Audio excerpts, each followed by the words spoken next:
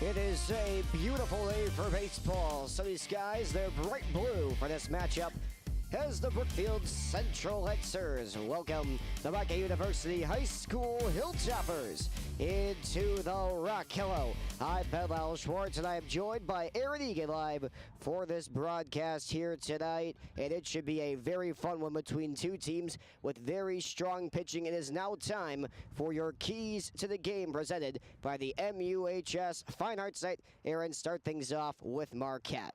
All right, for your Hilltoppers, we're going to start off on the defensive side of the ball. In Marquette's shutout loss against Whitnall, they suffered 6 errors, but in their 6-1 victory against Waukesha West, they only suffered 1, meaning they're going to need to stay solid managing the ball defensively. And secondly, Marquette will need to try to counter Central's strong starting pitching with their high-powered offense from their top hitters like Hazy and McGurthy. The Central Lancers, as we'll talk about later, have a very strong pitching staff. And third and finally, Marquette's strong and smart base running that has been consistent throughout the year with many players stealing multiple bags will help the Marquette Hilltoppers advance forward and get some runs in their way to victory today. And now for the Brookfield Central Lancers. For them, they got to get out to some early leads and don't fall behind. All 3 games they have lost have been failed late inning comebacks. The first 4 innings are incredibly important for the squad. They have to keep up the strong pitching. They rarely have guys go more than 3 innings. It's only happened once all season, but their bullpen led by Bitter, their best pitcher, and Huntley has been locked down. They have an ERA of just .92 in that pen. The top of the order also has to go for them. The bottom of the order has struggled all season, but the top has been really good. They get on base early and often and get guys around using good contact hitting. Now for your players to watch. For Brookfield Central, Brady Mons went 3 for 4 in the loss to Whitnall, the only Lancer with more than 2 hits in that game. Colton Semmerman consistently great in the heart of the order, and he scored lots of runs, getting into scoring position on a frequent basis. And our pitching matchup today, which we'll get into very quickly, Jackson Clayton, he's committed to play at BYU next spring. And for Marquette's starting pitching, they'll be throwing their ace tonight, Damian Kosempa. Last game, he threw a complete game against Whitnall, giving up only 4 hits and striking out 9. That was against Waukesha West, and his team-leading ERA of 3.06. And for Marquette's top hitters, it'll be Ellery Hardwick, who leads the team in average and on-base percentage with 476 and 607 respectively, along with a great eye at the plate with 7 walks. Those are your keys for this game presented by the MUHS Fine Arts Night. Along with that, later today, Mr. Jason Gillette, the leader of the band program at Marquette, he will be live interviewing us during our Fine Arts 4th inning. Baseball is live next at the Rock. Marquette and Brookfield Central is up next.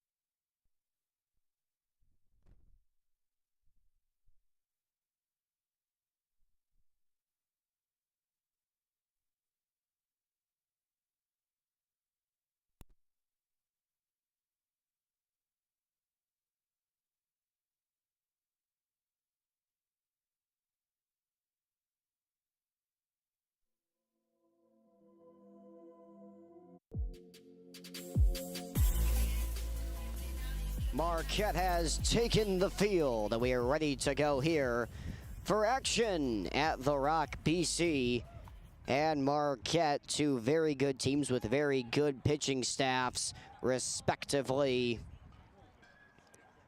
Marquette, we know how important these early innings are for them, with Kasempa on the bump today.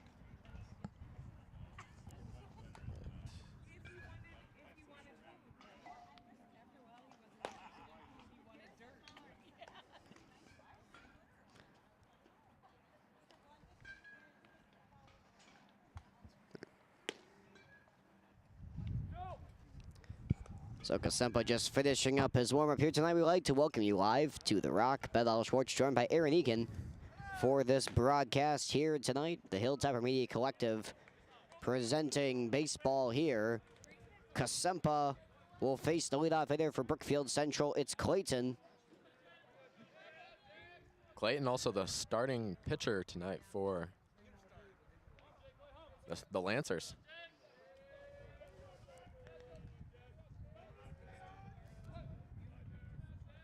Kasempa's ready to get going. We're off and running. The first pitch is fouled back into the screen. And on this beautiful day for baseball, we are off. Good start for Kasempa. As you would expect, he is going to pound the zone. He did it in the first game we saw against Hale.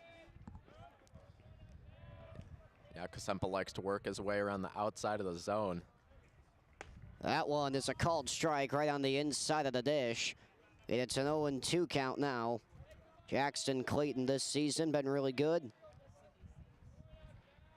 Committed to play, if you didn't hear earlier, committed to play at BYU next spring. Swing and a miss, strike three, the tag applied by Hardwick. And the first out of this game comes by way of the K. Kasempa, a three-pitch strikeout. That's an important way to get things going. This brings up Bigler for the Lancers. Kasempa starting off strong as he usually does, tiring his first batter. From the windup, he will go. The pitch just outside. That sinker right there. Hardwick couldn't frame it. Bigler, another solid player for BC. Wearing a hoodie under the jersey today. Not sure if he needs that. It is a very nice day here at the Rock. Yeah, it's great baseball weather. Strike on the inside, clear. That time the fastball dialed up by number 22, Kasempa. It's a 1-1 count. Kasempa ready to wheel and deal with his 1-0. Shook off a couple signs. Bigler calls time. The pitch was inside. Doesn't matter. Count's still even at 1-1. These important early innings for BC have been crucial. They've failed a couple comebacks in their last few games, and that's why they're 5-3. Marquette, strong season for them. They're 6-1. 1-1 pitch from Kasempa. Misses just low with the breaking ball. Had a little slider action to it. It's now 2-1. Falling behind at the count. We saw him do this at times against Hale, and it did not bode well for him. 2-1 pitch now from Kasempa. Popped in the air. Oh, and that's coming to us somewhat, but not really. Just outside our reach here. You know, right behind the dish. You know, and if I had my glove, I could have caught it. Now it's a 2-2 count, so I'm going with the high fastball. Bigler is ready for it. Fouling it right back. And now it's an even count. Base is clear. One gone here in the first if you're just joining us. Here's the pitch on the way from Kasempa. His even count offering is a breaking ball. Called. Strike three. He got him. That's out number two. Back-to-back strikeouts and a good start for Kasempa. And this brings up Bitter, one of the top hitters in this BC lineup. He's been solid all season. Hit by a pitch, stole a base. He's been consistently good at just getting to first base, getting moved around. As his first pitch he sees is a called strike at the letters. Fastball that time from Kasempa got just enough of the zone. Kasempa starting off very strong with his pitch arsenal. A lot of different pitches to work these batters, and there he gets another called strike. That time the changeup on the outside part of the plate. It's now 0-2. So a really excellent start here for Kasempa. Going to get the K of Bitter. Here comes the 0-2 pitch. Breaking ball fouled away. Just got a piece of it. Came over the heart of the plate. Got over it with the bat. And he stays alive to see another pitch. 0-2 is the count. Bitter will see another offering from Kasempa. Just saw the breaking ball. Maybe it sets up a little fastball action. Another 0-2, a breaking ball way high. Hardwick couldn't even fully grab that one. It's 1-2. Maybe we'd like to see him go with the fastball there, as that's a pitch he got Bigler on. Could have it teed up right here. In a 1-2 count, Kasempa, 12 pitches. He's got 2 outs already here in the top of the first. The offering on the way. A little sweet chin music. Up and in on Bitter. He ducks out of the way in time. It's 2-2. Sweet chin music, that's a new one. Little shout out to the Heartbreak Kid. And now another even count offering from Kasempa. His 2-2. Breaking ball missed low, and the count is now full. So from 0-2 to 3-2, he's had control issues all of a sudden. And now Bitter, the big righty, we'll see a payoff pitch on the way. Kasempa delivers. It's way up and in. Nowhere near the zone.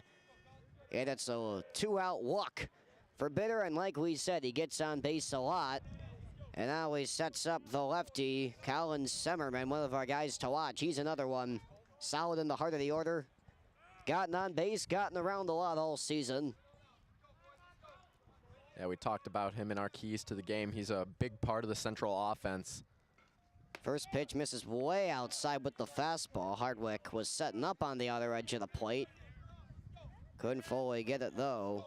It's a 1-0 count. First time that Kasempa has thrown the first pitch ball today. He's been really solid so far.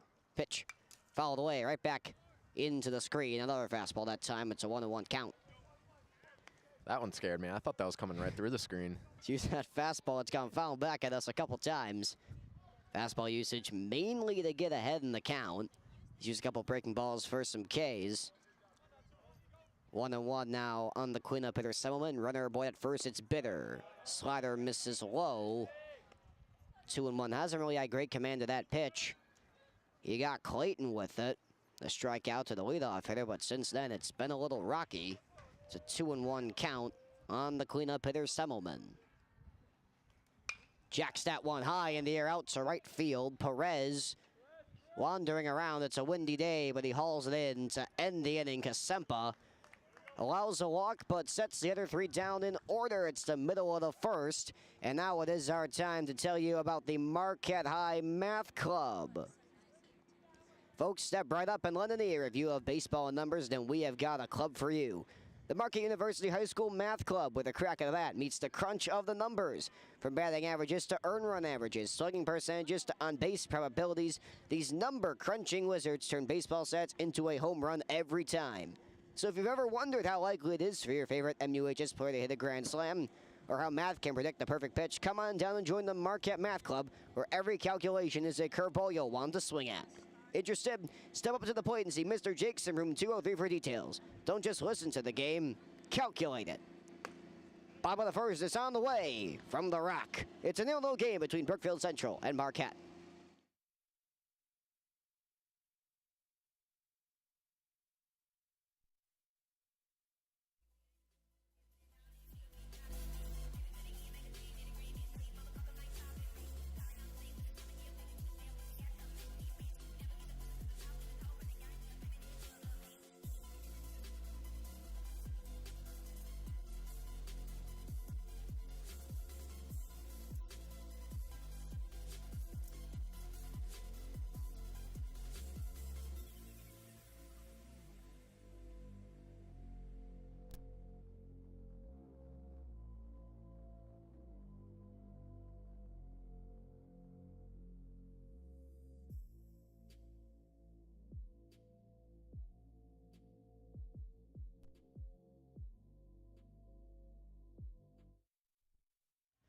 Welcome back live to the Rock.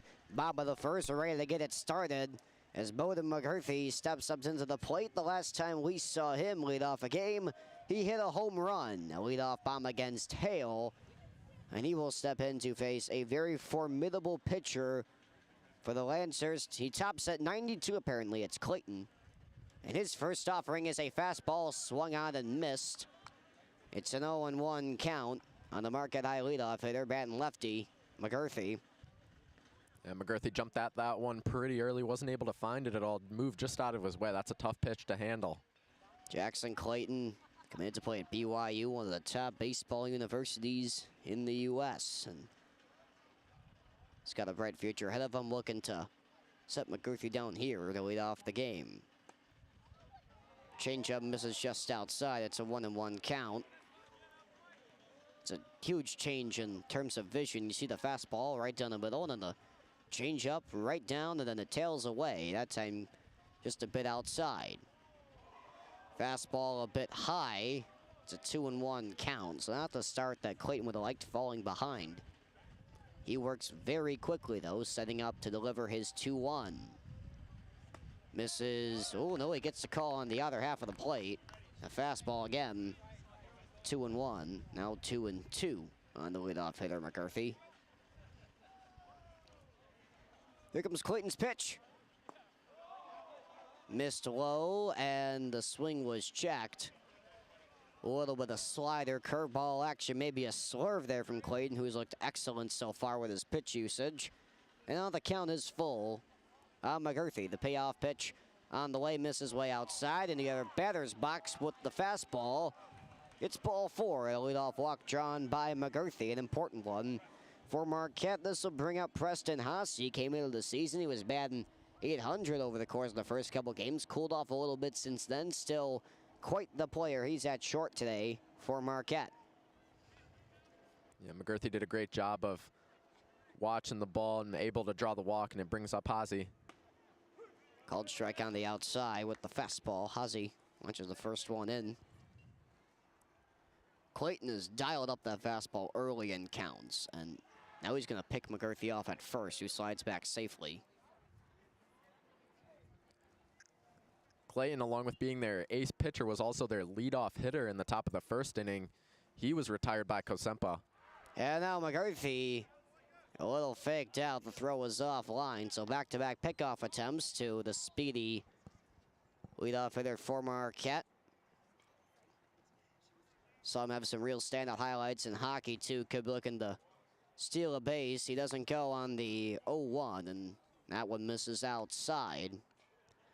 One thing that we've seen here from Marquette hitters is they've been really patient. You know, patience is what you need once you're swinging against a guy with this caliber, especially one that can throw so fast, is you got to be able to pick the right pitch. Now McGurthy goes. Fastball down Michigan Avenue for the strike. Throw down the second base. Not in time. A head first slide from McGurthy. Gets under the tag from Bigler. Hootkin, the catcher, with a nice throw. It's a 1-2 count nonetheless. A runner in scoring position for Marquette. Nobody gone here in the bottom half of the first inning. Yeah, we talked about that before the game, is Marquette base running, and McGurthy shows just how well the team's base running is, getting to second with ease, and now he's in scoring position, looking to get a run driven in by Hazy. Clayton from the stretch. The pitch misses outside, skips in the dirt, hits the top of the screen. McGurthy will cruise in the third base. 2-2 count, and now a runner just 60 feet away for the Hilltoppers. Not the start that Clayton envisioned. He does have 2 strikes on Hazy. Clayton calming down, as we've seen through the first 2 batters, quick with his delivery. Now he's slowing it down a little bit. 2-2 pitch. Swing and a miss, strike 3. McGurthy breaks for the point on the breaking ball. The throw there is in time to get him. McGurthy slaps the ground out of frustration. The throw just beat him. Hootkin made the play very nicely behind the dish. Hazy will advance to first base on the ball in the dirt. And nonetheless, it's Ellery Hardwick, the catcher, stepping up to the plate. Still a 0-0 game, a deadlock here. 1 out here in the bottom of the first. Hardwick, we've talked about being one of the top hitters on this team, leading in on-base percentage and average. Hazy eager as he waits on first base. Against a guy who tops out at 92. Don't know if he'd be stealing as many bases as the first pitch fastball down the heart of the plate, but missed a below the knees. It's a 1-0 count. One thing, we continue to talk about it, the patience from these Marquette hitters is truly remarkable with another pickoff attempt. Hossie scampers back. They haven't bit that many pitches today, so it's a good thing for them. They've driven up Clayton's pitch count. He's got 12 pitches and just 1 out here in the bottom of the first. Hossie breaks for second base, a swing and a miss. The throw down this time didn't get him. Feet first slide from Hossie, and another good throw from Hootkin. It's a 1-1 count after the swing and a miss by Hardwick. Put a runner in scoring position once again for Marquette. Nice stolen back by Hossie. He's going to play at Division II Barry University this upcoming spring. The senior currently for the Hilltoppers. So we have a meeting with the catcher here. If you're joining us, you're enjoying everything you've seen, thank you very much for your support. Stay tuned. During our Fine Arts 4th inning, we'll have a live interview with Mr. Jason Gillette, the MUHS Jazz Director, ahead of our Fine Arts Night at May 1st, 7 p.m. Runner in scoring position here for the Hilltoppers. Hossie at second. 1-1 count on the catcher, Hardwick. The pitch, breaking for third, and the ball pops out of Hootkin's hand. Hossie steals another base. It's a 1-2 count. Yeah, not surprised to see Hossie go for third there. He got a huge lead as there was nobody covering him, and he makes his way over to third off of the missed pickup by the catcher. Yeah, Hootkin raises up the throw, just slipped out of his hands, and now the infield moves in with the runner at third. The pitch, breaking ball, swinging, strike 3, he got him. Clayton sets Hardwick down by way of the K. There's 2 away in this inning. That'll bring up Luke Spielbauer, the senior. Power hitting lefty at first base today for Marquette. Clayton, pitch. Missed low. The low pitch hasn't been there all day for Clayton. Something to take note of. These pitches at the knees aren't getting calls. Some of them on the edges of the plate are. That's the type of stuff you have to adjust to as a pitcher. Misses up with the 1-0. It's now 2-0. Spielbauer, that trademark Marquette patience that we're seeing here today. You know, they say patience is a virtue, and a lot of virtue talked about at Marquette High. Chopped first base side, that'll roll foul. It's now a 2-1 count. Spielbauer liking what he saw, that fastball at the knees. Hossie immediately broke for the plate, even with a chance that Clayton could pick that one up and throw him out. As you've already seen, one Marquette runner cut down at the plate. Bowden McCarthy tried to steal home on a pass ball, and he was put down after his head first slide. Spielbauer sees the 2-1 and drives it in the air to right field. Over to make the play.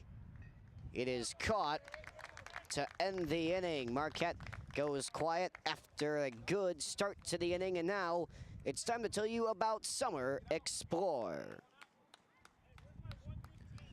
This summer, the adventure begins at Summer Explore, a fun-filled learning experience for boys entering grades 4 through 8, as well as incoming MUHS freshmen. With classes taught by Marquette High faculty, staff, alumni, and coaches, your son will have the chance to learn, grow, and make new friends, all while experiencing the excellence that's the hallmark of a Marquette High education. Don't miss out. Enroll today in Summer Explore. Spots are filling fast. Visit muhs.edu/summer-camps/summer-explore for more details.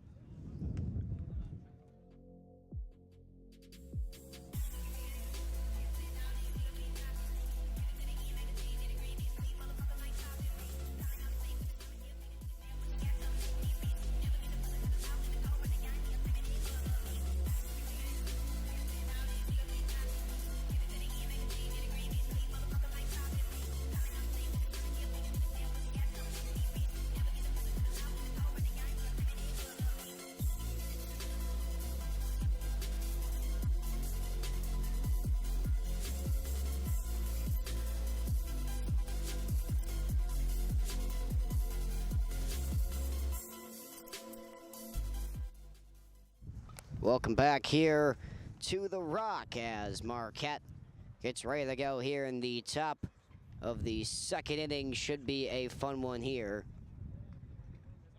It's been a good pitcher's duel so far between top-of-the-end pitchers on both sides, and Kasempa getting ready. He will face the Brookfield Central five-hitter Linnell to lead things off.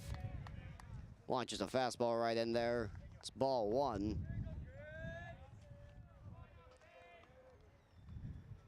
Kasempa hasn't fallen behind much in the count today. And this is a fly ball in the air to left field, hooking down the line. It is foul.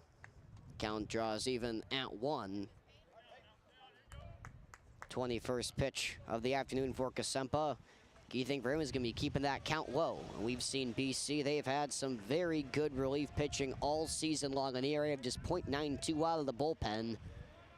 So even when a guy as purely good as Clayton gets out of the game, there's still a whole lot more BC pitchers to face. Changeup down the middle is in there for strike 2. Caught him frozen right there. It's now a 1-2 count on the righty Linnell. Today's at second base, batting 5th. Slurve just misses outside. Some good break to that pitch. Linnell saw it coming, didn't budge. Now the count is even at 2-2. Kasempa using a wide range of pitches in his arsenal today to work the outside of the zone. Slider misses up top this time, and the count is now full. So once again, a time where Kasempa has had the advantage in the count. He's let it run to a 3-2. And now here comes his full count offering. The windup, the stretch, the pitch. Swing and a miss. Strike 3. He got him. Linnell goes down. Swing at the high fastball. It's another strikeout for Kasempa. That's his 3rd of the day. Once again, you see that high fastball proved to be so effective. He's gotten a couple guys out with that pitch. That'll bring up Brady Moans, the guy we talked about before the game, one of the most efficient hitters on this Central team. Went 3 for 4 against Whitnall, had the best game of anyone on the team there. That game ended in a walk-off, I believe. Yeah, 4-5 loss in 8 innings for the Lancers this past Saturday, and one gonna have to have a short memory walking into this one on this beautiful Tuesday afternoon here in Franklin. Mons sees the first pitch, swing and a miss. Right down the middle with the changeup, and you've seen really 4 pitches for Kasempa. The slurve, the slider, the fastball, the changeup, and he's mixed them all really well. A good job game calling by the catcher Ellery Hardwick.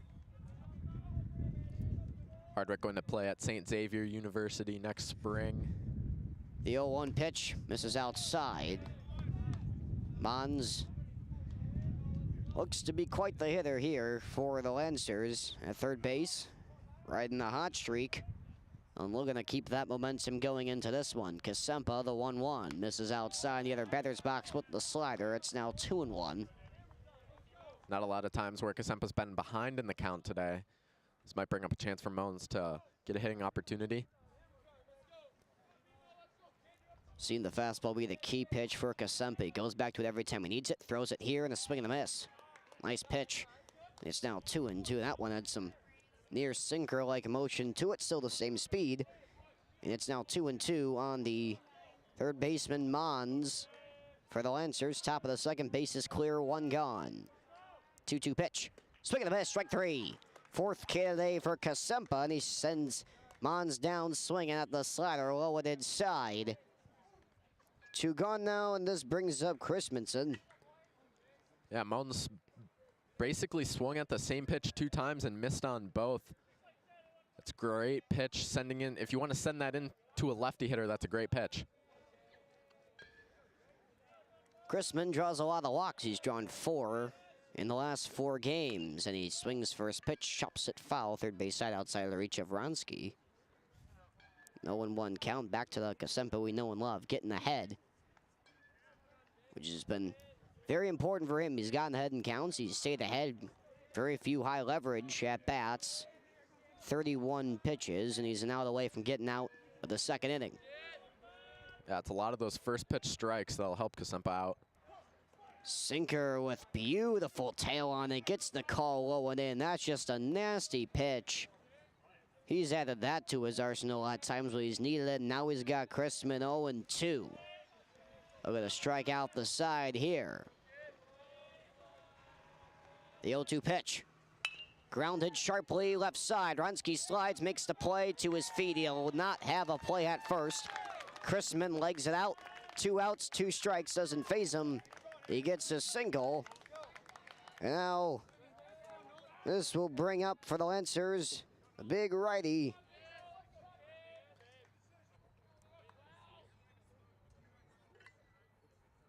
Ronski made the smart play there, but by deciding not to throw to first in the last 2 games, the third baseman has suffered 4 errors, 3 coming in there. Loss to Whitnall, 7-0.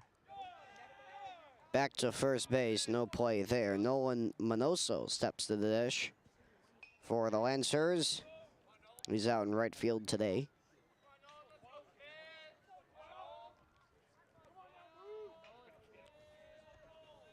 Pitch. Breaking ball missed low. It's 1-0, and that's the first pitch strike. The power of that for Kasempa today is that he hasn't really struggled in 2-2, 3-2 counts because he's left so much on the table, but he misses there. It's 1-0 on the 8-hitter for the Lancers.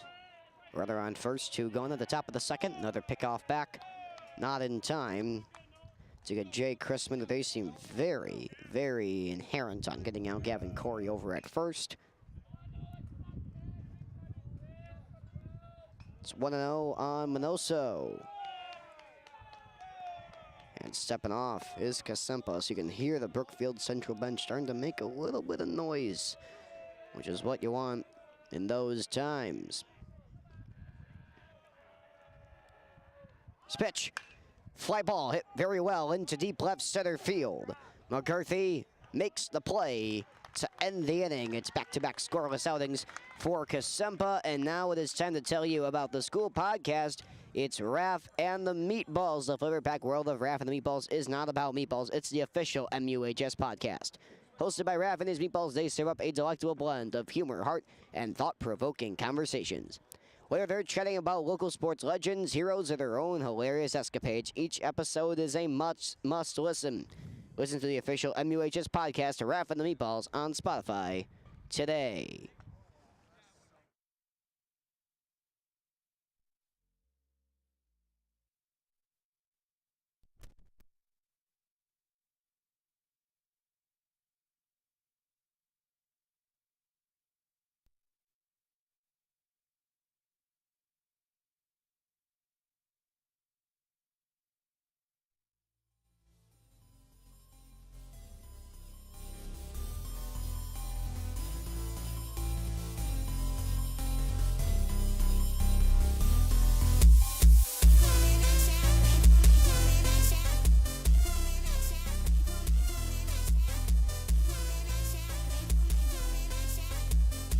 The throw down to second base will bring Gavin Corey up to the plate here for Marquette to lead things off here in the bottom half of the second inning. Scoreless game so far. It's a pitcher's duel and one we expected considering the caliber of talent involved here tonight. Yeah, it's crazy to think about that. Kasempa's pitching is going to get even better next year as he's only a junior right now. Can't wait to see what he's going to do in the future. He's already got 4 Ks today. The first pitch called strikeout on the other half of the plate. 2 strikeouts for Clayton in the first. He allowed a walk as well. Corey, the right-hander, a good one for the Hilltoppers. Breaking ball misses just high. It's now a 1-1 count. Clayton used 19 pitches to get through that top of the first inning, and one thing Kasempa's done is he's kept that pitch count low. His 22nd pitch misses up and away. It is a 2-1 count, the fastball. And that fastball is just an incredible pitch. I mean, the tail it has is just incredible. It's almost got sinker-like action to it, which is just remarkable. 2-1, look out, inside. It nails Corey in the back. And a free base awarded to Marquette in this one they're gonna like. Will bring up Charlie Ronski, the third baseman. Corey not even phased by that, and looks like he didn't even feel it. He just walks right over to first. Not a problem for him. That'll bring up Ronski, the third baseman. He'll take the free base anytime he can get it. We've seen Marquette steal 2 bags already, and a throwback from Clayton. You can see that paranoia starting to creep in. That was one of our 3 keys to the game earlier. So Marquette's got to keep stealing bases. It's been really important to them to have runners in scoring position to knock around and get home. Ronski's first to bunt, tried to lay it down. It's a foul ball. Interesting decision there. Got the runner aboard, trying to move him over the artificial way. It is a strike. It's 0-1 now. On the right-handed sophomore, Ronski, bright future ahead of him. Great JV year last year. He's cursed to win again. They throw back. Corey slides safely again. Multiple of Ronski's brothers play collegiate level baseball or have completed their career at collegiate level. Baseball runs in the family as he skirts to bunt. It's a really good one in front of the plate. He is going to be safe at first. The throw sails high from Clayton, and they're going to wave. They're going to hold Corey at third. Baranski in the second base with the error, and just like that, there's two runners in scoring position for another sophomore, Brady Potier-Brown. It's a key thing for the Hilltoppers. Thought that they might just get the runner over. And instead of that, Ronski is at second. Corey is at third. Nobody out here in the bottom of the second inning. A chance for Marquette to strike first in this one. Yeah, the erroneous throw from Clayton just over the first baseman's head. I wonder if he'll be thinking about that when he comes to deliver his next pitch. That's a nasty breaking ball. Potier-Brown tried to check his swing, but he did go. The infield has moved in with the runner at third.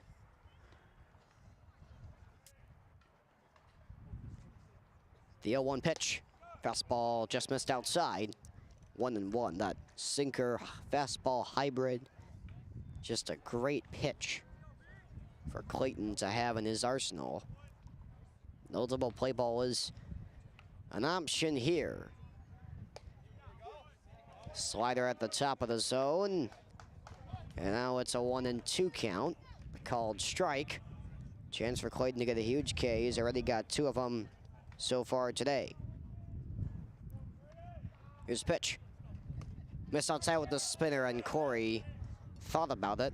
Pulled back pretty quickly after we saw what happened to McGurthy in the bottom of the first inning. He got caught trying to steal home in his own right. Yeah, and we talked about the smart base running before the game.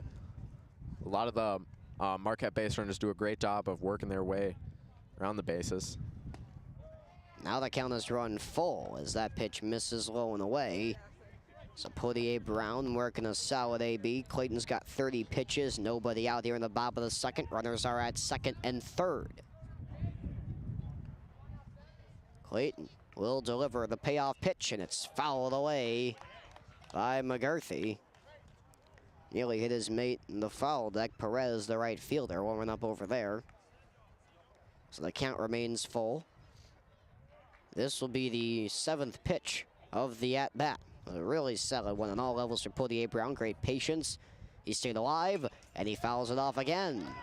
That fastball was right down Michigan Avenue. Didn't phase him at all. The count remains full. This will be the 8th pitch of the at-bat. Quite the marathon here for Clayton, who would love to get now. Doesn't want to walk him loaded. Another 3-2 full count. The pitch missed way up and in with the breaking ball. And it is an 8-pitch walk. Potier-Brown reaches, and they are loaded for the right fielder, Lucas Perez. Perez, not a guy you typically see in the lineup, but he did get multiple hits in his last appearance for the Hilltoppers. Hoping to drive in a couple runs here with bases loaded.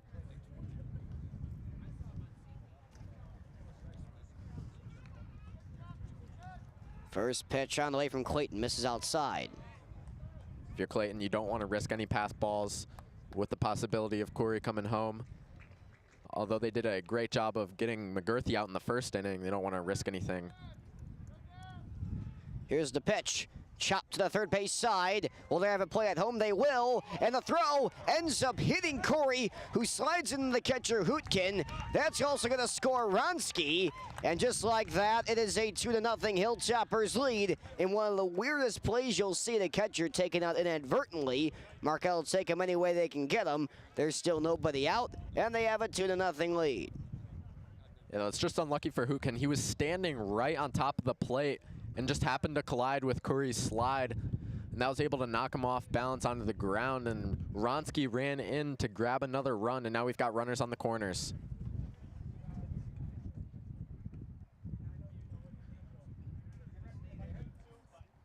Nice job by Perez getting the little choppy hit down the third baseline. Sends him to first. Brings up the 9-hitter, the left fielder. It's Will Grellinger. First pitch he sees misses low with that sinker. Grellinger also part of this year's varsity basketball team. The big man.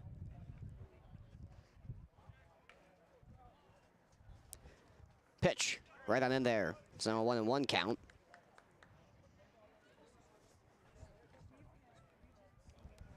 So Grellinger with the runners at the corners here. Pitch. Runner goes to second base. No play. Ball misses outside. Perez at second. Potier Brown at third. There's still nobody out. Clayton has now thrown 38 pitches, really being stretched in that department. We know how good the Brookfield Central bullpen is. Yeah, and we talked about it before. The Lancers don't like keeping their starting pitchers any longer than 3 innings, so maybe we'll see Clayton pulled soon. The off speed, and Grellinger checks his swing. It's now a 3-1 count. Brings up the hitter's count for Grell. We've seen what can happen with the bases loaded already. A little chaos scored 2 for the Hilltoppers, who today do not even have a hit. 2 errors by the Lancers have scored these runs. Chop to third. They'll have a play at the plate. It'll turn head first slide by Potier Brown. He slid right into the tag, and now he's down at home plate. Slid, and the tag was applied at his head. So Hootkin retires this runner. And now there's 1 gone. Grellinger will advance to first. Perez to third. Now they're going to check on Hootkin, who checking on his glove hand after he applied the tag to the helmet. Not ideal for him. If you like what you're listening to right now, we got more on the way, and don't go anywhere. The 4th inning, Mr. Jason Gillette, the director of MUHS, the Jazz program.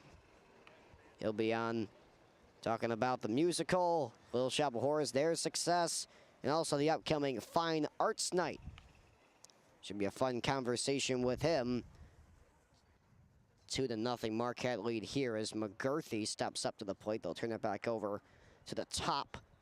Would like a double play ball, but you know Grellinger might be trying to steal as we have the trainers coming out to check on Hootkin, the BC catcher. Well, the runners at the quarters. Marquette has used their speed to their advantage today. It was one of our keys to the game. And also BC, a couple failed comebacks for them. Not what they want to see. Don't want to fall behind all that much. Lost a couple games. Those have been failed comebacks. Hootkin back in action, and then I'll bring up the top of the order with Bowden McGurthy, the sophomore, stepping up to the plate. The lefty hitter for the Hilltoppers. We've got runners on the corners. 1 out here. Bottom of the 2nd. Hootkin giving some signs. McGurthy's had a lot of time to think about this AP. Takes a deep breath and steps into the box. McGurthy drew a walk on his first at-bat and was eventually tagged out at home. Clayton taking his time. The first pitch. Runner goes to second base, and it's chopped foul. You know, the first base side netting. 0-1 count, so obviously there are plans for Marquette to take the extra base while they got the runners at the quarters. Grellinger left first pitch, and you have to think McGurthy's thinking, just put the ball in play, good things will happen. Though we did have the solo shot to lead off the game against Hale. McGurthy's gone for the first pitch in both of his at-bats today. And he swipes at the second one, and fouls it away, third base side. Clayton looked back Perez, he looked back Grellinger, so that base running paranoia that I talked about earlier, that has not let up in the mind of Clayton. He's got McGurthy here, 0-2. This would be a huge job if he could get out of this inning with just allowing 2 runs. Taking his sweet time, he now steps off the bump. Knows the gravitas of this situation. Doesn't want to allow more than he already has. McGurthy, who's been solid all year for the Hilltoppers, looking to put one in play, get an RBI, increase this Hilltoppers lead. McGurthy, with his very fast hands, wants to get a big hit here. Now he calls time. So the pitcher and hitter trade some mind games between each other. That's what you come to expect here. Two really solid teams. It's 0-2. The pitch.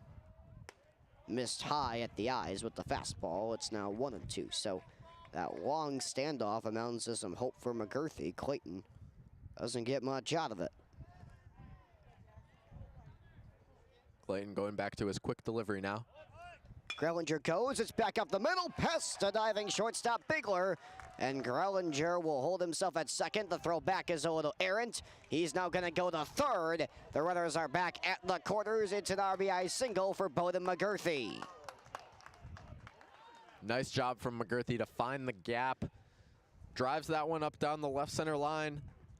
He's able to get his way to first while driving in a run. That'll bring the score to 3-0 in the favor of the Hilltoppers in the bottom of the second inning, as the Brookfield Central coach and the infield will be going to the mound to talk to Clayton. That is normally a double play ball, but because Bigler was over trying to cover the bag off of the Grellinger steal, McGurthy was able to punch it right by him. He had to change all his momentum, go back the other way, and it was past his slide. So I was at the quarters with one gone for Preston Haase, yet another really solid Marquette player. Came into the season, first couple games was batting .800. His first time around, for one of the days, struck out. So Clayton has his number right now. Runners at the corners, you have to think McGurthy's gonna steal second first pitch here. Yeah, I wouldn't be surprised. He gets off with a big lead, and he's a very fast runner. Wouldn't shock me at all. With one gone here in the bottom of the second, runners at the quarters, Haase, the right-hander, steps in to see the first pitch from Clayton, who is gonna get the runner McGurthy in a run down. They're gonna not take McGurthy out. The throw back to first baseman Bitter was errant. McGurthy back to first. Grellinger scores. It's another error for the Lancers, and it results in a run for Marquette. 4-0 lead now. That is just a couple things that have really just not been great for BC. That is now their third error of the day. All 4 runs for Marquette have come in the bottom of the second inning. McGurthy now at first. Chopper in front of the plate. It's going to go foul. Haase wanted that one. You know, we didn't think we'd be talking about Brookfield Central errors today. Marquette suffering 6 in their loss to Whitnall, but now it's the story of errors for the Lancers. That last play, Clayton was very adamant of getting to McGurthy himself. He just couldn't finish the job. Clayton with his next delivery. Swing and a miss. A cutter on the other half of the plate. Haase not happy with that one. That moved away from his bat. Great pitch by Clayton. This was at the letters. Now it's 0-2. We've seen the sinker, cutter, changeup combination work exceptionally well for Clayton today. He's also had a breaking ball at times. He's got him 0-2. Haase will call time. It's not granted. The throw is in the dirt, and the throw to second base, and assuming McGurthy's offline, he's going to go to third. He's going to slide head first safely, and once again, the Lancers are plagued by errors. McGurthy takes 2 bags. It's now a 1-2 count on Haase. That's part of the Marquette base running we talked about before, and that's definitely been the X factor in today's game so far. McGurthy with very strong base running, able to grab 2 bags. The 1-2. It's a called strike 3. The slider on the inner half of the dish brings them up looking. And now this brings up the catcher, Ellery Hardwick. Runner on third and 2 gone.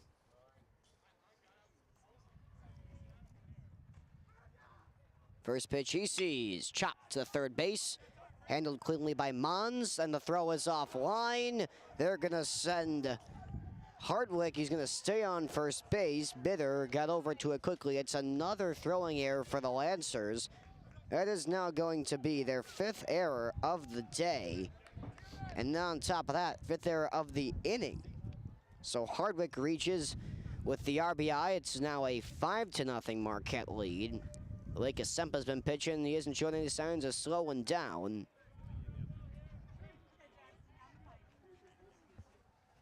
So cleanup hitter Spielbauer now into the box.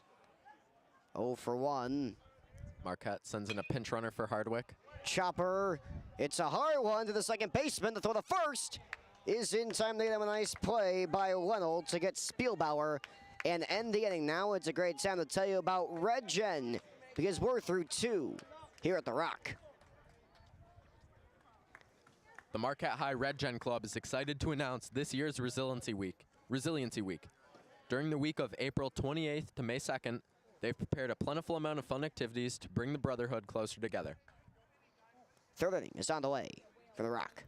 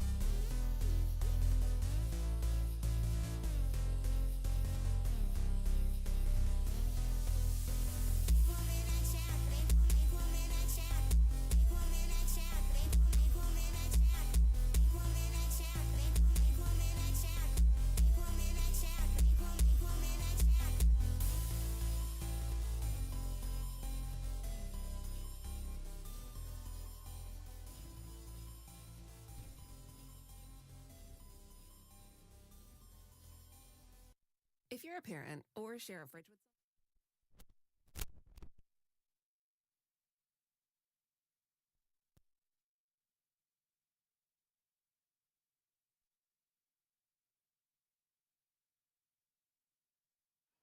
Hardwick throws it down to second base, and we're right back and ready to go here at the Rock. Marquette holds a 5-0 lead over Brookfield Central. They committed 5 errors. Marquette has just 1 hit on the day. Their base running has gotten them where they needed to be. Leading things off for the Lancers this inning is the left fielder. It's King. First pitch from Kasempa misses outside. So 1-0 count. One of the pitches from Kasempa that hasn't been a first pitch strike. It's been a rarity so far today. He's been extremely effective in every aspect of it. Chop foul, third base side. It's now a 1-1 count. Kasempa's kept the pitch count low, just 35 through 2 innings. Now he's got 37 in the 1-1 count. Base is clear in the now top of the 3rd inning.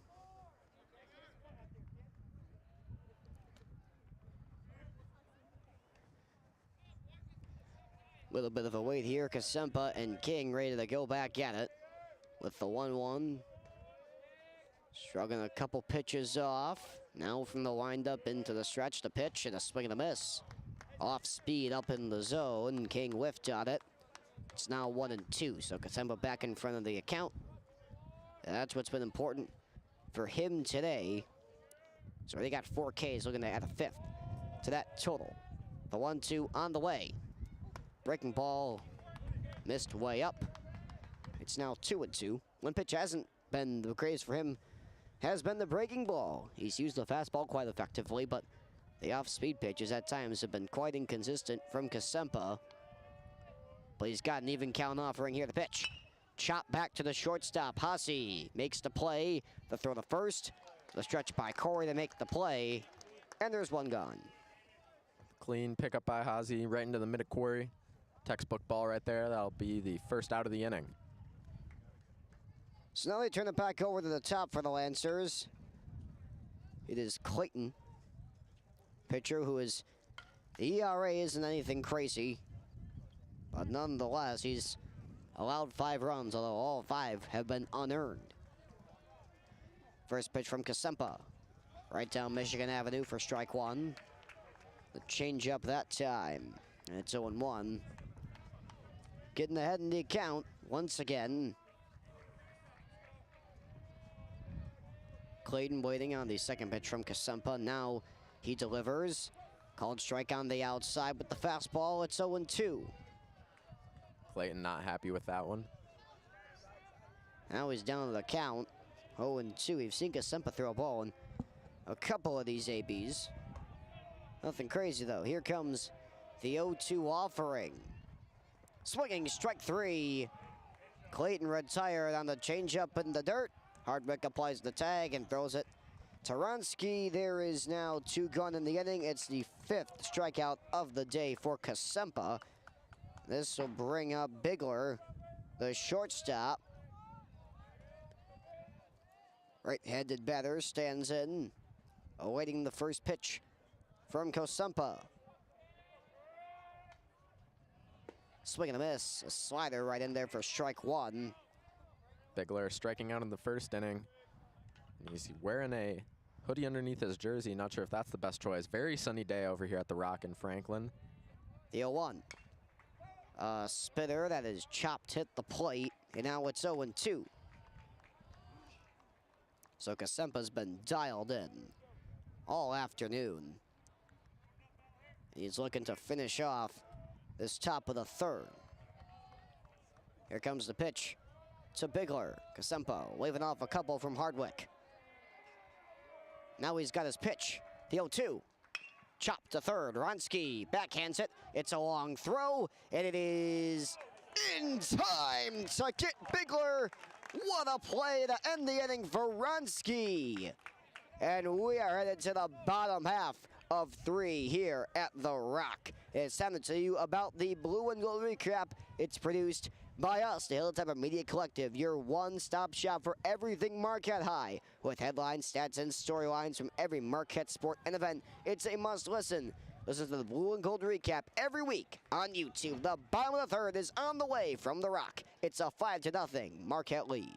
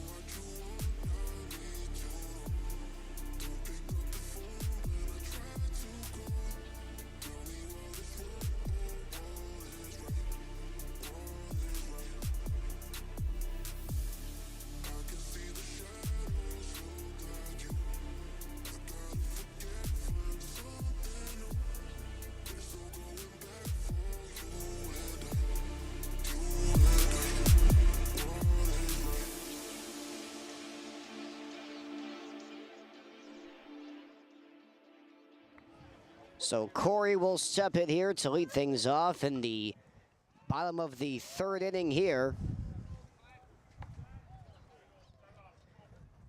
And we are going to be patiently awaiting during the 4th inning, the Fine Arts 4th inning, the arrival of the MUHS Jazz director, Mr. Jason Gillette. He'll be joining us live as Corey watches strike 1 in there from Clayton. And a swing and a miss, strike 2, back-to-back breaking balls from Clayton.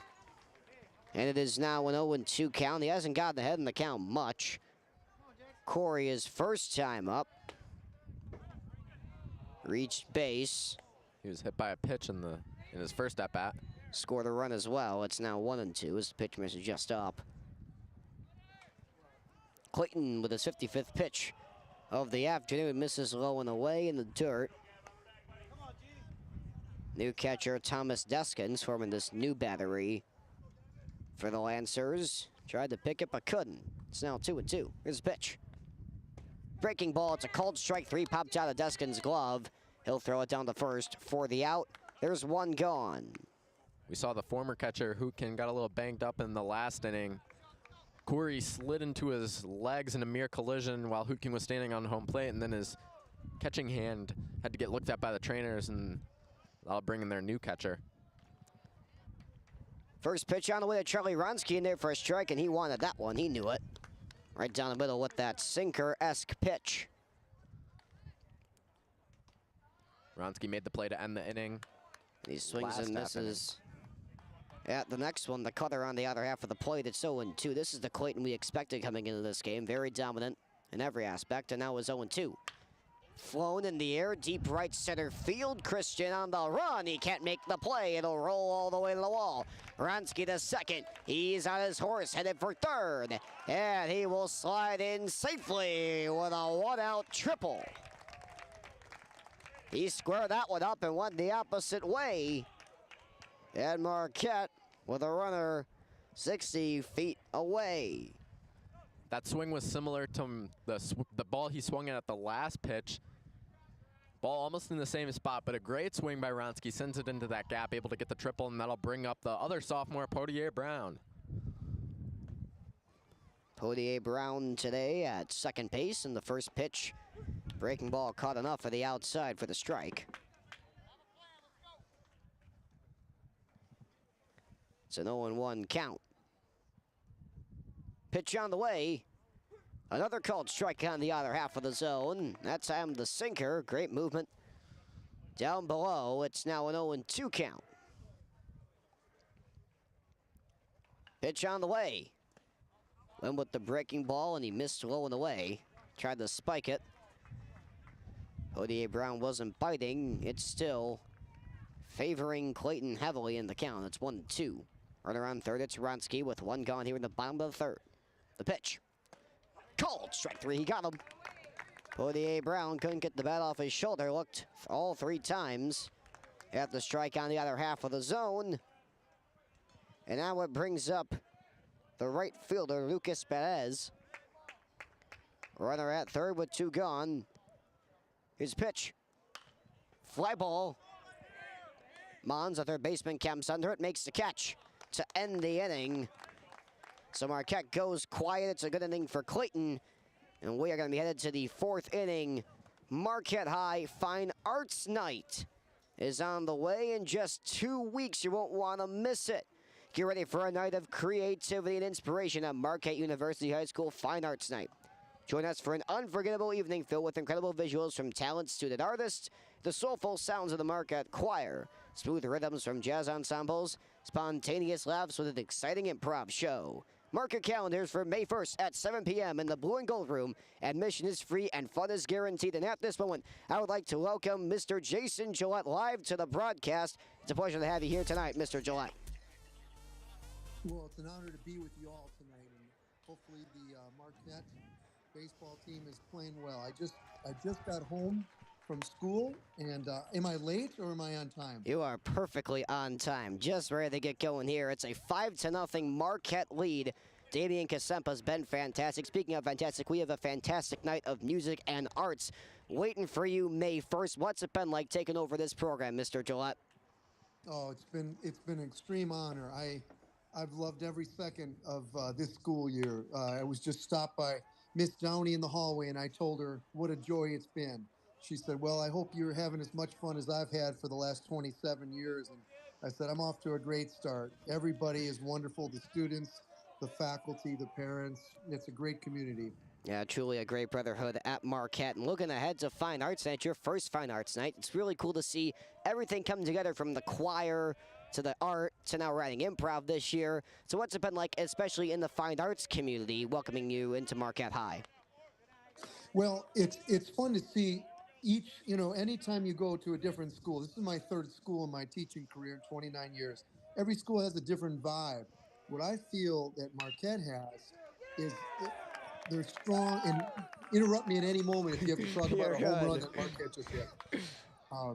Anyway, the vibe is great, and I feel like it's building. It's getting stronger week to week, month to month, and I look forward to seeing everything become even more present, more well-known to the Marquette community.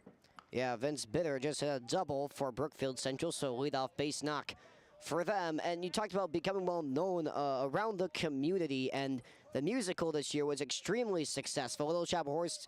And I know you've directed tons of musicals in your career. Was there anything different that stood out about Little Shop to you?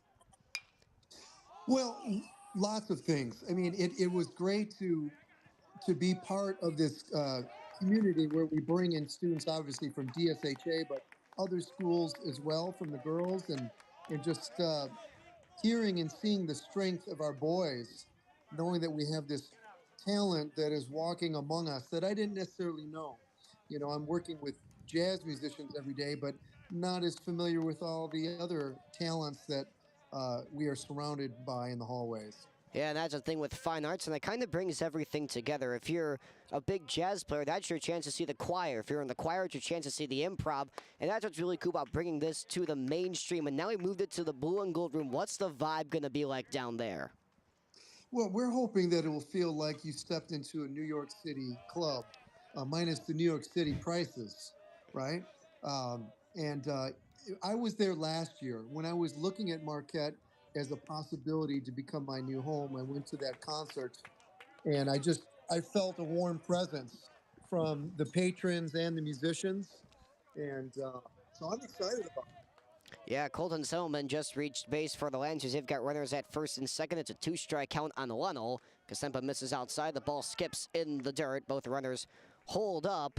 But yeah, I mean, you talked about the New York City nightclub. There's a New York City trip that's on the way for the Marquette High Jazz program just this weekend. What's that going to be like? Well, the number one goal is we hope to bring at least 90% of the kids back because that's an A, right? And no, I'm kidding around. But no, it's going to be fantastic. We've got a great lineup. We're going to hear Wynton Marsalis and the Lincoln Center Jazz Orchestra, considered to be maybe the top big band in the country at one of the premier venues in the country. We're going to Club Dizzy, located in Lincoln Center. We're going to work with Broadway musicians. We're going to see the musical MJ featuring the music of Michael Jackson. We're going to work with some extra special musicians along the way. Yeah, it can be a great experience for everyone going, and this is involving truly everyone in the community. Historically, Jazz 4 have been the people that have went on these trips, but bringing everyone in, truly creating a feeling of acceptance in this community, and I think that does truly range into everything at Marquette High, just the acceptance of this brotherhood into everything that goes on. That was my hope and mission. While Jazz 4 are certainly some of the most deserving because there's quite a few seniors and they're at a very high level, but the goal is to expose as many students as possible to the realities of New York City and a city where music shines through and through, and hopefully it inspires our students to say, "Hey, I want to practice more. I want to take lessons. I want to become more involved." And hopefully this becomes a tradition that we do at least every other year. Yeah, I mean, speaking of inspiration, I find the stories you tell in class very inspiring, and that's because you're able to work with such a small group of kids coming from places where you've historically worked with big marching bands. What's that transition been like to work with a smaller group of people? I know Jazz 3 is only like 15 kids. That's got to be a huge difference. Yeah, it is. It's a difference, and I wouldn't say that it's a negative or a positive in terms of going from big to smaller, small to big. Yeah, I've been in band programs where we had 190 kids in the band, and that can become like 190 headed monster. But it's fun, and the volume is intense. But I'm loving the fact that we can teach to the individual, and that we can focus on the music. Um, when you're dealing with some of those other things, you're dealing with so many other semantics other than music. The logistics of just organizing a program that is that big, which is fun, but again, it's a whole different set of challenges and rewards. Yeah, Linnell was just struck out, so there's runners at first and second. One Wait a gone minute, here. Linnell, he lives right down the street from me. Really? Yeah, he's a wonderful, wonderful person. I know Yeah. those BC guys. Yeah, Brookfield Central down 5-0 right now. Mons is Yeah, down Jake. That would 0-2. be Jake Linnell, right? Am I right, Jake Linnell? Yes, you would be. Well, go sit down, Jake. You struck out. Time to take a seat. Well, yeah. Mons calls time here. Kasempa has been really good for Marquette today. And one last thing, I mean, we talked about the success of the musical earlier, and really the whole fine arts program comes together for the musical. The artists help build the set. You have the musicians, you have the choir helping out with some of the songs. It really is true. It's the communal experience that is Marquette High, and that's what we can look forward to on Fine Arts Night. So what's the one thing you want these people who are coming to Fine Arts Night to leave thinking? Well, I want them to know that they're going to see an incredible array of talent from the artists, the visual artists, from the vocalists, from the jazz musicians. It's truly a community event. The food, by the way, is excellent, so they're gonna enjoy the snacks, hors d'oeuvres, and whatnot. But really, it's gonna feel like an artistic night that is unique, especially to Marquette High School. I'm excited about it. I think we're gonna sound great, and I'm just looking forward to many years to come. Yeah, so thanks for your time tonight, Mr. Gillette. Looking forward to it. May 1st, 7 to 9 p.m. in the Blue and Gold Room. It's Fine Arts Night 2025. Have a great night, Mr. Gillette. You too. Good luck to Marquette. Go get that victory. You bet. Thanks. All right. Take care, Ben. Thank you. 5-0 Marquette lead. It remains 2 outs. Christensen at the dish. Runners are at second and third. Silverman and Bitter, respectively. Kasempa trying to get out of this jam. Once again, thank you to Mr. Gillette for your time tonight. The 1-0 pitch misses inside. It's 2-0. Hey, don't worry. I'm still here, everybody. I never left. Yeah, and you know, we know that a lot of people that are watching this right now, big-time sports fans, but sometimes being part of this brotherhood at Marquette means supporting absolutely everyone. So come out, Fine Arts Night. There's a ton of hard work that goes into it. Literally months of preparation. You're going to want to see it. You won't want to miss it. As I said, admission is free. Fun is definitely guaranteed. It's a 2-1 count now on Christman. Chance to cash in here with runners in scoring position, but 2 gone for Kasempa. The 2-1 offering on the way. Swing and a miss, strike 2. That fastball just blew it right by him, and now the crowd for Marquette starting to make some noise. Kasempa's got 64 pitches. And his 65th has a chance to end the inning. Even count now for Mons. The 2-2 on the way, and he checked his swing, fouled it off, and we stay right where we are. That's the type of swing you want to look for with runners in scoring position. Getting guys over, trying to plunk something into the outfield. The Marquette outfield is playing relatively shallow compared to what they've played in this game so far. Christman is 1 for 1, trying to make it 2 for 2 with a pair of RBIs. 2-2 pitch. Swing and a miss, he got him, strike 3, a huge K for Kasempa, and he ends the 4th scoreless for beauties from Damien. And as we referenced earlier, Marquette had an absolutely incredible showing. MUHS's production of Little Shop of Horrors received 15 Jerry Award nominations. The Jerrys celebrate the best high school theater has to offer, so this accomplishment represents nothing but excellence from the MUHS theater program. The reviewers called the show a strong production choice, well matched to the ensemble and a fine showcase of both on-stage talent and behind-the-scenes excellence. They also noted that technically, the production was well executed, with strong coordination between the cast, crew, and orchestra. It was mentioned that the thoughtful staging, cohesive design, and well-rehearsed performances made for an engaging and polished show. Marquette High students Rory Bates, Jackson Chukas, and Zach Hansen were all nominated for individual awards, with those being Outstanding Lead Performance, Outstanding Supporting Performance, and the Crew Spirit Award, respectively. For a full list of nominees, head over to the News and Events page on muhs.edu. Congratulations to all involved in a truly fantastic production. The bottom of the 3rd inning is on the way.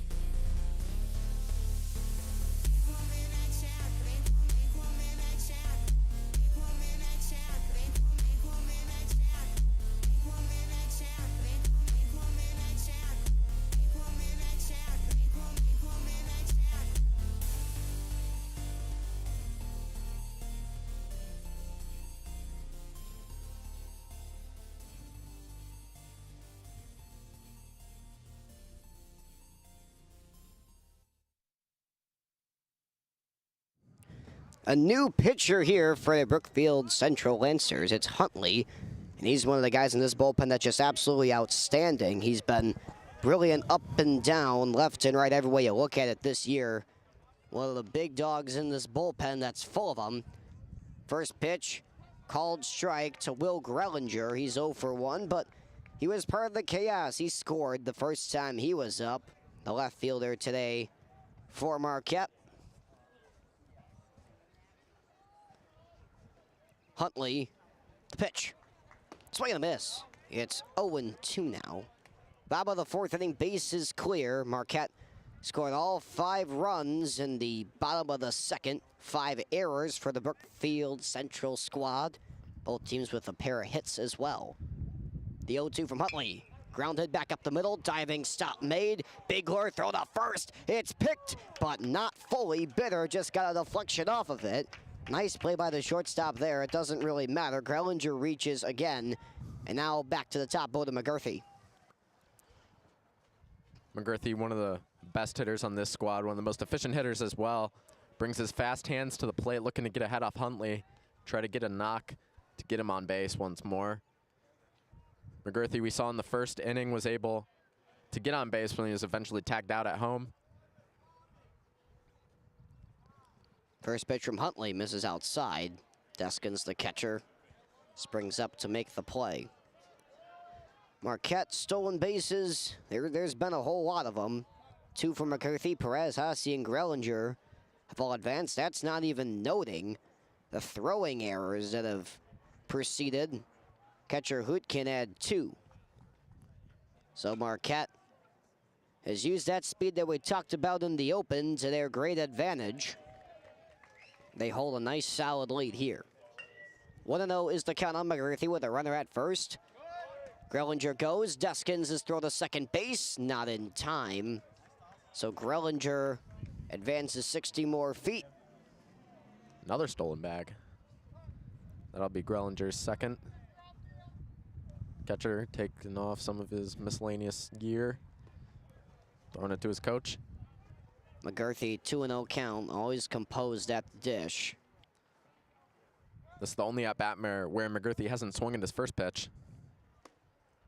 Missing just outside with the slider is Huntley, who was throwing a whole lot of strikes his first time around to Grellinger. McGurthy, it hasn't been the same. Now it's 3-0. McGurthy really crowding the plate. Coach Bando told McGurthy, think with his head, and I saw those hand signs. Pitch. Way outside for ball 4. Draws the walk. Runners at first and second. For Preston Haase, he's 0 for 2. He struck out twice today. The Hilltopper shortstop not known for that. He is one of the best players that this team has. I'm going to keep that up. Right here, a chance to cash in with some guys aboard. First pitch from Huntley, staring back at second. Haase squares to bunt. The pitch is behind him. He ducks out of the way. Huntley lost control of that spinner. Good job by Deskins to jump out and make the play. It's ball 1. It's a totally different game now. For the Lancers, we saw just how good Clayton was in terms of, you know, the fastball, the sinker combination. This has been much more breaking balls, not as fast from Huntley, and that pitch is going to deflect off of the glove of Deskins. After Haase squared to bunt, both runners will advance. They're now at second and third for Marquette. 2 runners in scoring position with a great opportunity for Haase, looking to drive in some runs. Trying to get out of his little 0 for 2 stint. Well, he's got the advantage in the count. It's 2-0. Pitch on the way from Huntley. Breaking ball that cut back into the zone for a called strike. It's 2-1. Thanks for joining us on this beautiful Tuesday afternoon here. Hilltopper Media Collective's broadcast of Marquette Baseball. Ben Lyles-Schwarz, Aaron Egan on the call here tonight. Thanks for your time. Pitch. Fly ball hit well into right. Chrisman makes the play with a leap. Throws it in. It's a sac fly. It's an RBI. And Haase gets the runner home. It's now a 6-0 Marquette lead. Great job by Hazy to make contact on the ball right into the right fielder's mitt, though, but it'll still score a run. And it'll bring the Marquette lead to 6 here in the bottom of the 4th. One gone. It's Ellery Hardwick, the catcher. First pitch on the way from Huntley. Breaking ball again. He's had nice control of that pitch today, which is something that we haven't really seen from either starter. Marquette bullpen looks quiet right now. Kasempa, really good stuff. 66 pitches, 44 strikes. Another breaking ball, that time just a bit up. Hardwick watched it. It's a 1-1 count. Yeah, and going back to Kasempa, he threw a complete game against Waukesha West last week, and they'll probably keep him in for a little bit. And he's got great longevity, and he's keeping his pitch count low. Fly ball in the air. This will be foul. Heads up to everybody else on the right side of the field. Now it's 1-2 on the Marquette catcher. Having a solid season so far for Hardwick. Hardwick leading the team in average and on-base percentage, as we talked about before the game. I'm going to show some of that off here as you'll take the 1-2 pitch on the way. Misses low and away in the other batter's box. It's now an even count, 2-2. Huntley, 15 pitches so far. He's only got 1 out. Going to want to bring that count down. He's been solid for the Lancers all season. Part of that combined bullpen ERA of .92. Now a little bit higher than that. 2-2 pitch. That's a really good look. Hardwick watched it all the way in. It was a spinner off the outer edge, and now the count is full. Yeah, Marquette scoring 6 runs on a very low amount of hits just shows how good they are on the plate and at the base paths. Very smart baseball team. Payoff pitch. Went back to the well twice, and Hardwick didn't bite. The runners are now at the quarters for Spielbauer. DH duties for him today as Gavin Corey takes the first base job against the Lancers. So now runners at the quarters with 1 gone. Near the bottom half of the 4th inning. Marquette will bring a pinch runner in for Hardwick.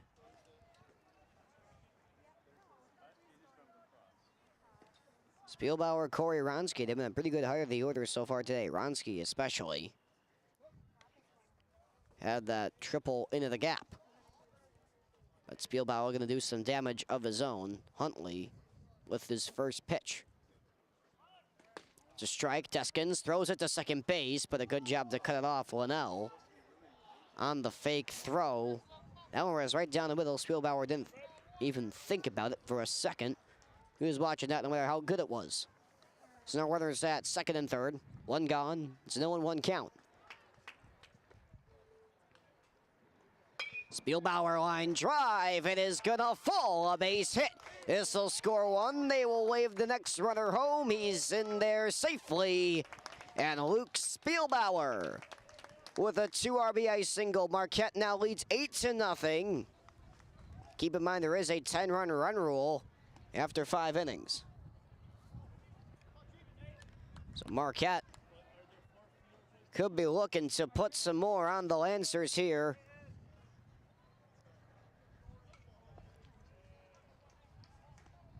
As Gavin Corey steps up to the plate. Corey hitting his first at-bat. They look back the runner at first. Marquette run ruled Tosa East.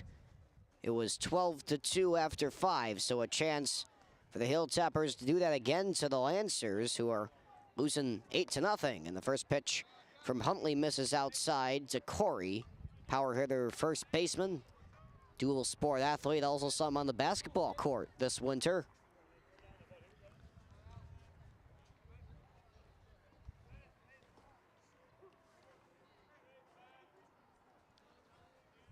One-0 pitch on the way to Corey. Misses low. It's now 2-0. That one below Corey's knees, giving the count in his favor. He'll look to try to get a hit here and advance the runners. So Spielbauer on first, not a big stolen base threat. The 2-0 on the way to Corey. Line drive, base hit through the left side.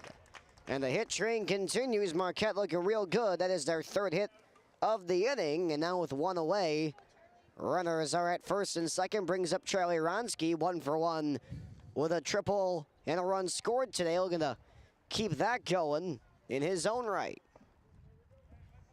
Ronsky, a fantastic hitter, the sophomore. With 2 runners on base, he'll want to drive another one in. 22 pitches on the afternoon already for Huntley, and the breaking ball misses up and into Ronsky. Ronsky does a nice job of getting the contact on the ball on the outside of the zone as he sent his triple into the opposite field. Could be looking to pull one here. The outfield is played pretty normally. 1-0 pitch from Huntley on the way. He'll step off, step back, look to Spielbauer at second. Don't know if he's much of a threat on the base paths. Haven't seen him break yet. Bit of chirping coming from the Marquette bench. The 1-0 this time, missed low and away. Deskins races to it. He has no play at third. Spielbauer slides at first. Corey takes second. And now there's runners at second and third. 2 runners in scoring position will hopefully be crucial for the Hilltoppers if Ronsky gets a hit. Chance for Ronsky to punch in some runs here. And that 10-run run rule after the 5th could come into play. Here's the pitch. Swing on, back up the middle, it's through a base hit. This will score 1, they wave Corey. He will score as well. It's a 10-0 Marquette lead. Charlie Ronsky comes through once again. His second hit of the day is a 2 RBI single to put Marquette up. This is a run rule position right here for the Hilltoppers. But they only have 1 out here in the bottom of the 4th. They still have more work that they want to do. And now it's Brady Poitier-Brown stepping up to the dish. Today, he has drawn a walk and he struck out. Huntley, the pitch. Spinner missed just up. 1-0 count. Wind's starting to settle in. The sun starting to go down a little. A brisk breeze blowing out towards first base. First pitch to Poitier-Brown. He does offer. Once again, thank you for joining us on this beautiful, beautiful Tuesday afternoon. A reminder that during this Fine Arts 4th inning, we would always love to promote the fact that MUHS Fine Arts Night is on the way May 1st, 7 to 9 p.m. in the Blue and Gold Room, and an incredible amount of hard work goes into this. So show up, support the brothers involved in the fine arts. It's a 2-1 count on Poitier-Brown. Poitier-Brown crowding the plate with his closed-up stance. Sends one right back into the screen. Now it's a 2-2 count. Ronsky at first hasn't shown many inklings of trying to steal a bag. Marquette bullpen, a little bit of action ready to go, and turns out, no alarm. It's Kasempa trying to stay warm. He'll try and finish off this game. Another 2-2. The Poitier-Brown swinging a miss. No, he got a piece of it. Just enough to send it foul over the glove of Deskins. And we stay put right where we are.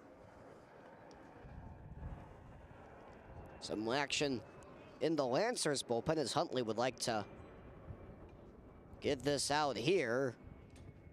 Third 2-2 pitch, a spinner broke right down the middle, but just a little bit high. Really good movement on that breaking ball. The count is full. 3-2 with a runner aboard, 1 gone here in the bottom of the 4th. Marquette's been cruising so far today. Huntley with the pitch. Swing and a miss, he got him strike 3. Poitier-Brown swung right through the slider.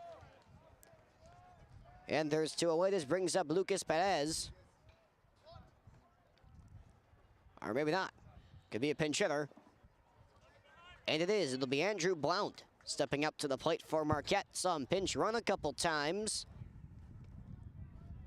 These boys show excellence not just on the field, but also in the classroom. Blount, member of the Spanish Honor Society, was a pretty big part of the induction ceremony a couple weeks ago.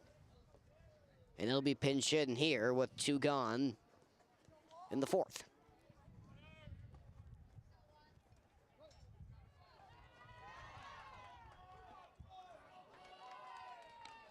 Marquette bench hyping him up. The first pitch misses outside. It's 1-0. Blount, not a guy you see at the plate that often, but he's getting a shot here as the pinch hitter. 2 outs for Huntley. The 1-0 pitch. Took a big cut at the fastball up in the zone. Fouled it right back into Deskins' glove. It's 1-1. Huntley will deliver his 35th pitch of the afternoon from the stretch. Breaking ball gets the call on the inner half. Blount didn't like it. Doesn't matter because it's a 1-2 count. Wronski has shown absolutely zero interest in trying to take the extra bag, and Huntley hasn't shown any interest in holding them to first. The 1-2 line drive to center field. It is down, a base hit. And that'll get the bench really hyped up. McGurthy jumping for joy. 2 on with 2 out. This brings up Will Grellinger, the left fielder, today. 1 for 2. He's scored twice. Grellinger does a nice job of getting on base. He's obviously, as Ben just said, he scored both. Trying to get a knock here with runners on first and second, 2 outs. Huntley with the pitch. Misses up. It's 1-0. McGurthy waits on deck. They turn it back over to the top. The power hitter. McGurthy out in center today for Marquette. Outfield buddy Grellinger at the dish right now. And the 1-0 is spiked in the dirt. No play for Deskins anywhere. It's 2-0. Runners are at second and third now.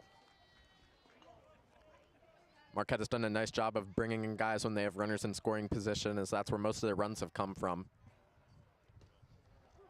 The base paths have been a rampant running ground for Marquette. The 2-0. Spinner caught the inner half. He's used that pitch quite effectively most of the time. That breaking ball on the inside corner of the plate. So it's a 2-1 count now. Pitch to Grellinger. The spinner again. That slider has been his best pitch so far, and it's a 2-2 count. Nice job working the zone, as Huntley does. 2-2 pitch. Grounded back up the middle. The play is made. The ball is bobbled. Throw to first. Not in time. Grellinger reaches. Linnell couldn't make the initial play. It's an 11-0 Marquette lead. Runners are at the corners. Bowden McGurthy will step to the plate, and with that, we have a pitching change. It may appear there's been some action in the Lancers bullpen, and yes, it is a pitching change. So this year, a bullpen that has been incredibly dominant for the Lancers, led by guys like Huntley, not showing out today. It is a 6-run bottom of the 4th. And in this Fine Arts 4th inning, we'd like to remind you about MUHS Fine Arts Night. The improv team, the choir, the visual artists, the jazz. It's all on display May 1st, 7 to 9 in the Blue and Gold Room. And preceding that, an absolutely incredible production of Little Shop of Horrors this spring. 15 Jury Award nominations. An absolutely unprecedented performance from the Marquette High Prep players. And they have another great theater season lined up next year, but they are not done celebrating a truly remarkable achievement. MUHS students Rory Bates, Jackson Chukas, Zach Hansen all being nominated for individual awards, the production overall. Outstanding ensemble, orchestra, musical, overall design, direction, musical direction, choreography, and stage crew. Just a smash hit led by a great production team. Mr. Ryan Surface, SJ, he was the director. Patty Meters, the choreographer. And then a beautiful, beautiful set created by Mr. Michael Young and his stage crew. Mr. Tom Ajak led the vocals with the choir. And as you heard earlier this inning, Mr. Jason Gillette led the completely student. There was 5 musical artists in the pit, all of them Marquette High students. A truly remarkable show. The great fine arts program being built in Marquette. That should not allow us to deter from this 11-0 Marquette High lead. A great baseball game here tonight for the Hilltopper faithful. Runners are at the quarters. This one will be turned over to the top of the order with Bowden McGurthy. This will be McGirthy's second at bat of the inning, I believe. Only 4 more runs and we could end this game in the 4th, but not sure how likely that's going to be. Yeah, you never know. Elmer in the pitch. Keaton Elmer for the Lancers. McGirthy walked earlier this inning. Pitch on the way. Missed low and in with the fastball. It is a 1-0 count.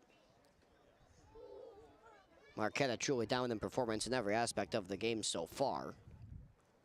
I'm going to keep that up. Yeah, Kosempa getting a lot of time to cool off his arm. And you could look at that from a different point of view in the way that, you know, there's guys that really like to stay warm, keep that groove going. But the way Kosempa's pitched today, I don't think that'll do anything to him, as he's been absolutely brilliant. 6 strikeouts through 3 innings. That one inside, and this will advance to Arthur Gellinger on the passed ball. It's 3-0 on McGirthy. Preston Haase is on deck. This top of the Marquette order, as good as you'll find, and they're going to keep things up, hopefully. And there appears that Blount may score, and he does. So it is now a 12-0 Marquette lead on a pass ball that I believe went out of play. They advanced the runner. It is now a 12-run margin. McGirthy watches it inside. He draws ball 4. So he is aboard. Another walk drawn from McGirthy, bringing up Haase at his last at-bat. He had the sac fly into right that drove in another run. Chance to do even more damage than that with 2 runners aboard. A home run here would end this game. And he was swinging for the fences there. Took a big hack at the fastball up in the zone. Fouled it into the screen. 0-1 count on the 2-hitter for Marquette. Dynamic player committed to play at the collegiate level. The 0-1 right down Broadway. It's 0-2. Fastball, and Haase, don't know what he was thinking there. That was a real good pitch for him to hit. And now everything in Elmer's control. 2 outs. Runners at first and second. And now he's going to deliver the 0-2 pitch to Haase. It's a called strike 3. The fastball on the outside, and throw to first base is in time to end the inning. Marquette puts up a 7 spot in the 4th. 5th inning, a chance to end the game right here for Damian Kosempa. Marquette taking the bump and the field. The 5th inning is up next.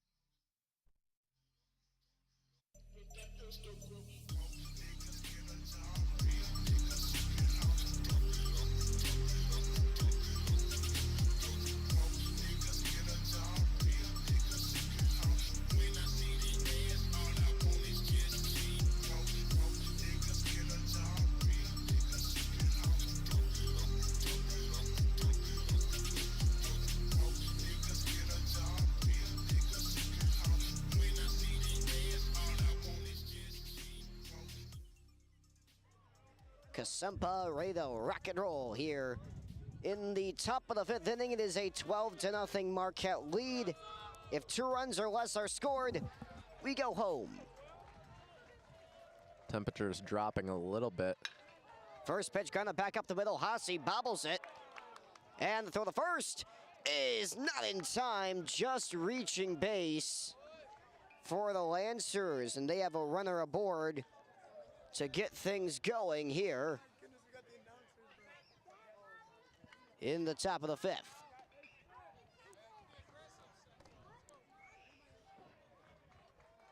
Kasempa, one of the many great Damians in Wisconsin. Damian Lillard making his return for the Bucks in Game 2 of the first round of the NBA playoffs against the Pacers tonight. That'll be a fun watch. So Minoso gets the knock. Chopped foul by Elmer. Yeah, Bucks lost big time in Game 1. Hoping to come back, playoff basketball, playoff hockey, the MLB. Really great time to be a sports fan right now in the spring, and great time to be a Marquette fan. They're up 12-0 here in the 5th. Kasempa looking to end this game. It's a called strike 2. It is 0-2 on Elmer. Elmer, the 9-hitter, the pitcher, came in after Huntley really struggled. 6 hits, 7 runs, and all of them earned. In the bottom of the 4th, the pitch. Missed in the dirt, no movement from Minoso at first. A lot of velocity on that one coming from Kasempa. Hardwick does a nice job to get the block.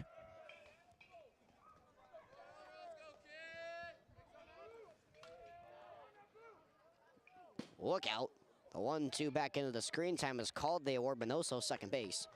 So runner in scoring position, and we discussed this earlier on how you can look at it from 2 different ways when a pitcher has that much time to warm up. But the arm that's been so good today is now thrown 71 pitches. Has also got to be pretty near ice cold. Temperature's starting to drop a little bit. He doesn't have sleeves on. Is 2-2. It's a swing and a miss. Strike 3, and we're sent down. 1 away, and they'll turn it back over to the top. It is a pinch hitter for the Lancers. This spot previously occupied by Clayton. They will give him the rest of the night off. Clayton, impressive pitching performance. However, the fielding performance not so great. Lancers allowing 5 errors in the 2nd inning. That got 5 of Marquette's early runs. Sean Bug-Hoffman chops one foul. He's the pinch hitter.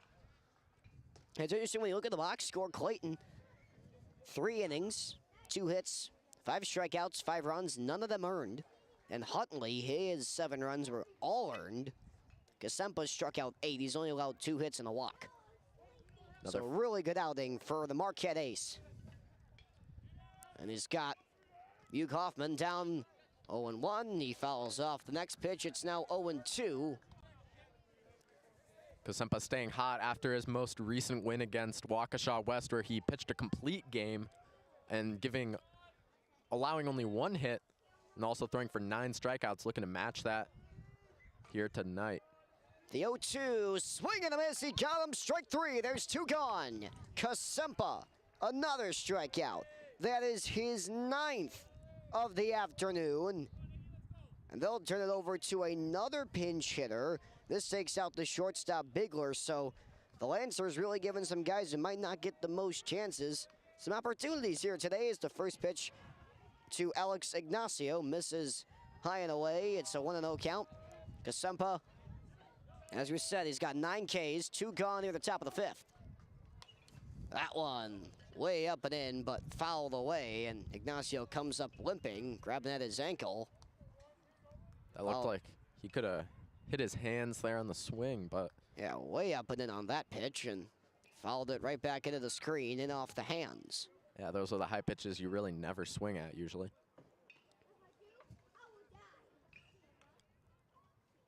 The 1-1 from Kasempa. Swing and a miss, a beautiful breaking ball. And now a chance to end this ball game right here. It's a 1-2 count on Ignacio. Hardwick, the catcher, awaits his battery mate Kasempa's pitch. The 1-2. Chop foul, third base side. So Ignacio, to his credit, he's staying alive here. Trying to keep this game going, batter by batter for the Lancers. They have an uphill battle to stay here at the Rock for longer than 5 minutes. It could be over with this next pitch. Here's another 1-2 offering from Kasempa. The delivery. Fly ball into left. Coming on is Groninger. He makes the catch. And the Hilltoppers collect a 12-0 victory here tonight at the Rock. Your final stat line for both sides: Brookfield, no runs, 2 hits, 5 errors.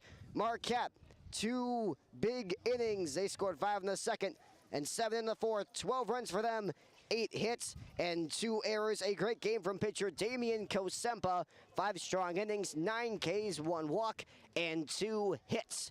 From Lyles-Schwarz and Aaron Egan, that is all we have for you tonight. Marquette Baseball broadcasted by the Hilltopper Media Collective. We will see you next Tuesday for another broadcast at 4:30. Thanks for spending some time with us on this Tuesday afternoon.